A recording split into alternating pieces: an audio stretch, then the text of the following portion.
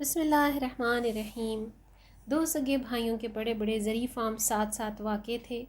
دونوں 40 سال سے ایک دوسرے سے اتفاق سے رہ رہے تھے۔ اگر کسی کو اپنے کھیتوں کے لیے کسی مشینری یا کام کی زیادتی کی وجہ سے زرعی مزدوروں کی ضرورت پڑتی تو وہ بغیر پوچھے بلا جھجک ایک دوسرے کے وسائل استعمال کرتے تھے۔ لیکن ایک دن کرنا خدا کا یہ ہوا کہ ان میں کسی بات پر اختلاف ہو گیا، اور کسی معمولی سی بات سے پیدا ہونے والا یہ اختلاف ایسا بڑھا کہ ان میں بول چال تک بند ہو گئی۔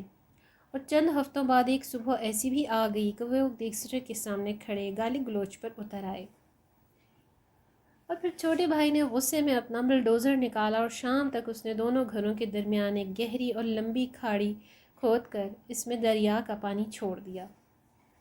اگلے ہی دن ایک تھرکان کا وہاں سے گزر ہوا تو بڑے بھائی نے اسے آواز دے کر اپنے گھر بلایا اور کہا کہ وہ سامنے والا فارم ہاؤس میرے بھائی کا ہے، جس سے آج کل میرا جھگڑا چل رہا ہے۔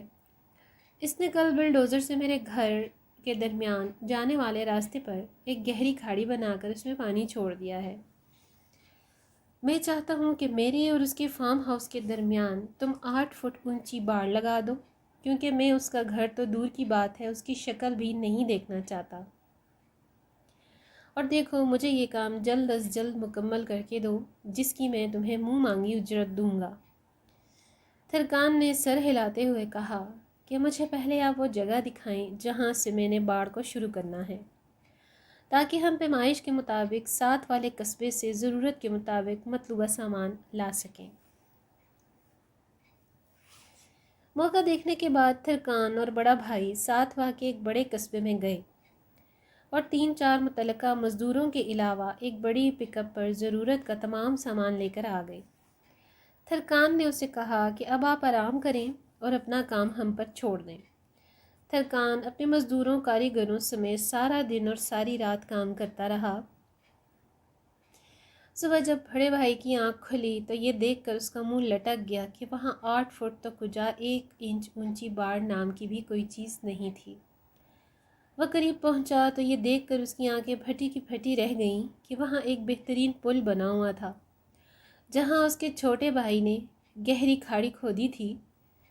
جو ہی وہ اس پل پر پہنچا تو اس نے دیکھا کہ پل کی دوسری طرف کھڑا ہوا اس کا چھوٹا بھائی اس کی طرف دیکھ رہا تھا۔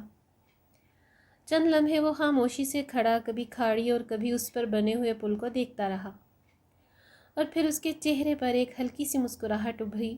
چند سیکنڈ بعد دونوں بھائی نپے تلے آہستہ آہستہ قدم اٹھاتے پل کے درمیان آمنے سامنے کھڑے ایک دوسرے کو دیکھنے لگے، اور پھر دونوں بھائیوں نے آنکھوں میں آنسو بھرتے ہوئے ایک دوسرے کو پوری شدت سے بھیجتے ہوئے گلے لگا لیا۔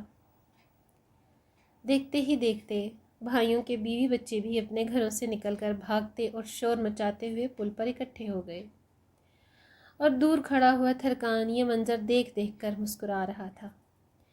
بڑے بھائی کی نظر جو ہی تھرکان کی طرف اٹھی، جو اپنے اوزار پکڑے جانے کی تیاری کر رہا تھا، تو وہ بھاگ کر اس کے پاس پہنچا اور کہا کہ وہ کچھ دن ہمارے پاس ٹھہر جائے، لیکن تھرکان یہ کہہ کر چل دیا کہ اسے ابھی اور بہت سے پل بنانے ہیں۔ برائے مہربانی کوشش کریں کہ لوگوں کے درمیان پل بنائیں، دیواریں نہ بنائیں۔